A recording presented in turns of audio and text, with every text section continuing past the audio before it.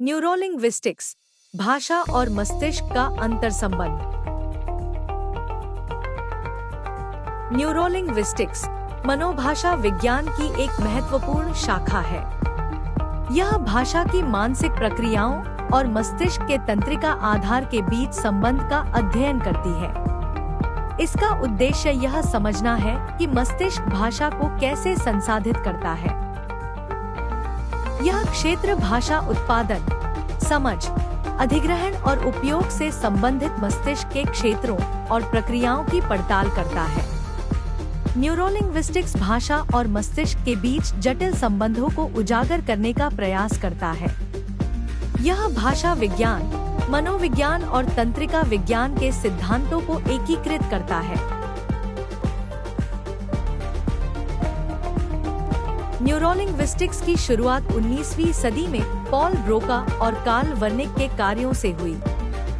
इन वैज्ञानिकों ने भाषा और मस्तिष्क के बीच महत्वपूर्ण संबंध स्थापित किए।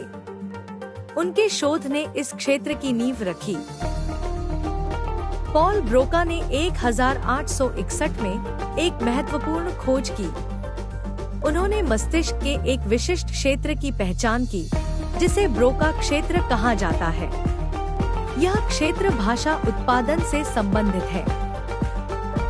ब्रोका के अफासिया से पीड़ित मरीजों को भाषा समझने में तो कोई परेशानी नहीं होती थी, लेकिन वे बोलने में कठिनाई महसूस करते थे।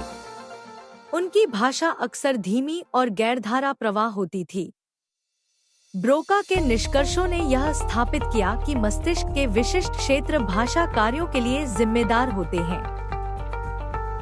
कार्ल वर्निक ने 1874 में एक और महत्वपूर्ण खोज की।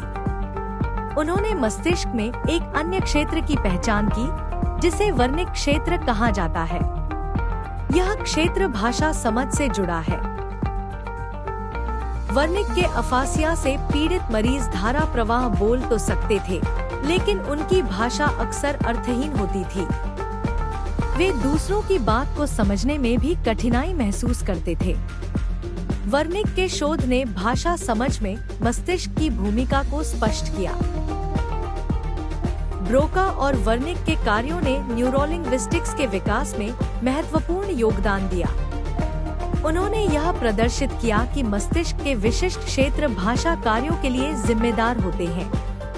उनकी खोजों ने भाषा और मस्तिष्क के बीच संबंधों को समझने के लिए एक नया दृष्टिकोण प्रदान किया। इन वैज्ञानिकों के शोध ने अफासिया जैसी भाषा विकारों के अध्ययन और उपचार के लिए मार्ग प्रशस्त किया। उनके कार्यों ने न्यूरोलिंग्विस्टिक्स को एक स्वतंत्र और महत्वपूर्ण क्षेत्र के रूप में स्थापित किया। आज न्यूरोलिंग्विस्टिक्स भाषा और मस्तिष्क के रहस्यों को उजागर करने में महत्वपूर्ण भूमिका निभा रहा है।